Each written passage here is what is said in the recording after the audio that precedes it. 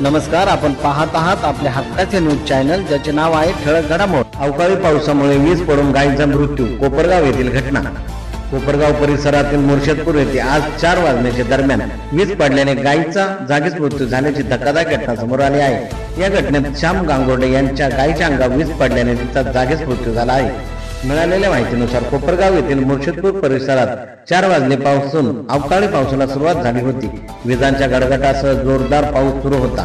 शेतात एक मोलमजुरी करून उदरनिर्वाह करणाऱ्या श्याम गांगुर्डे यांच्या शेतामध्ये बांधलेल्या गायीवर अचानक वीज कोसळली, त्यामुळे गायीचा दुर्दैवी मृत्यू झाला आहे। त्यामुळे त्यांचे मोठे नुकसान झाले आहे, तसेच बाकी कोणतीही जीवितहानी झालेली नाही।